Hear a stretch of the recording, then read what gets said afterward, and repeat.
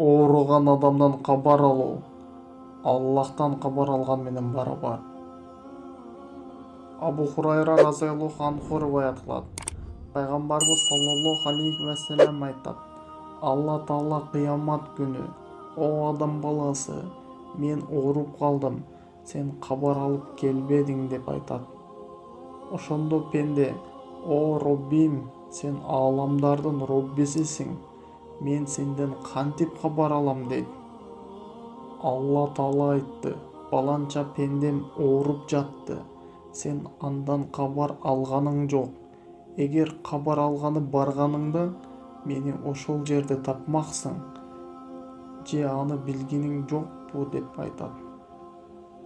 "О адам баласы, сенден тамак сурадым, сен мага тамак бербедиң" дейт. Пенде айтат: "О Роббим, сага кантип тамак бермекмин? Сен деген ааламдардын Кудайысың" дейт. Алла Таала: "Баланча пендем сенден тамак сурады эле, сен ага тамак бербедиң. Эгерде сен ага тамак бергениңде, анын сообун менин алдымдан табат элең" дейт. Аллах Таала айтат: "Адам баласы, суу сурадым, суу бербедиң" дейт.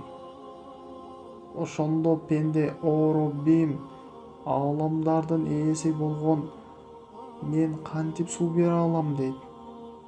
"Баланча пендем сенден суу сурады эле, сен ага суу бербедиң.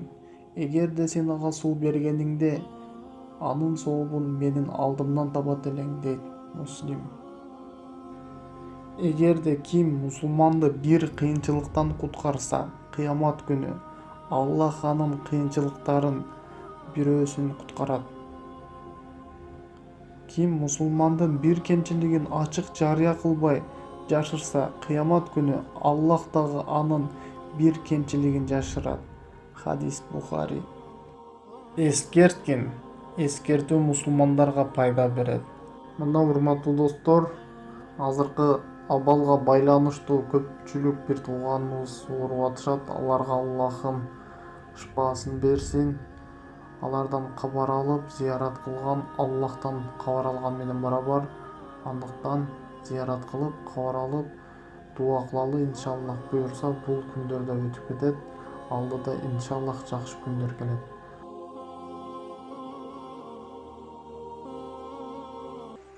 Кайгырба, сага келген капачылыктан жана оорчулуктан пайда гана алып калганга аракет кыл.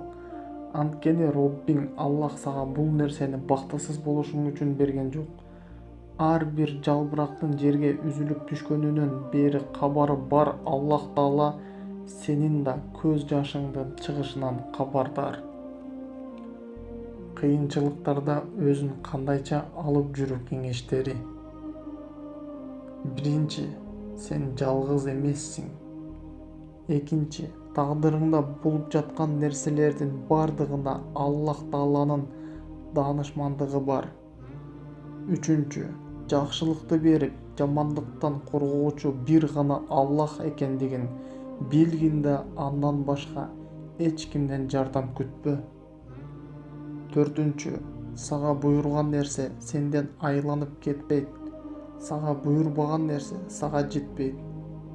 Бешинчи, бул дүйнөдө эс алгың келсе, анда бул дүйнө кандай ачуу чындыктардан турарын билгин.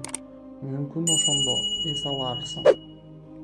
Алтынчы, дайыма жаратуучуң Аллах Таала тууралуу жакшы ойдо бол. Жетинчи, сен үчүн Аллах Тааланын тандоосу дайыма өзүңдүн напсиңдин тандоосунан жакшы.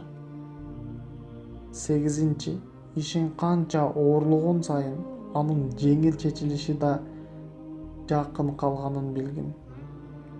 Тогузунчу, кыйынчылыктан чыгууга себептерди аткаргыныңда ал эми сени кыйынчылыктардан кантип чыгарарын Аллах Тааланын өзүнө кой. Онунчу, кыйынчылыктан кутулуунун ачкычы бир гана Аллах Таалада болгондуктан сенден тек гана Аллахка эч кимди, эч нерсени шерик кылбай кайрылып сурагандан дуаларың талап кылынат. Ибн Кайюм аттуу аалым айткан: сен кылып жаткан жакшылыктарыңды сенин напсиң буйруп жатат деп эсептебегин, билгин. Бул жакшылыктарды жаратуучу Аллах Тааланын сага болгон сүйүүсүнүн белгиси жана ал сүйүү сенин жакшылык иштерди жасашыңа буйруп жатканынын белгиси.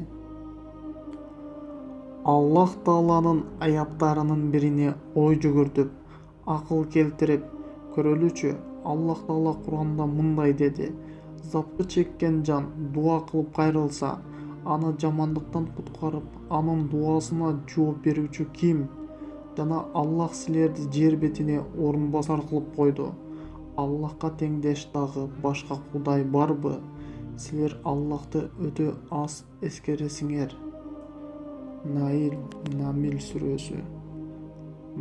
сүрөсү 62 аят. Аллахтан башка сыйынууга татыктуу зат жок. Ал жалгыз, ага шерик жок. Мүлктүн баары Аллахка таандык жана мактоолор ага гана болсун. Жана ал Аллах бардык нерсеге кудуретти жетүүчү.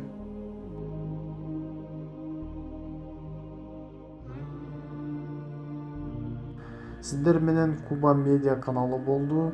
Кийинки видеороликте сак саламатта көрүшкөндө Аллахым өзү насип кылсын. Саламатта калыңыздар.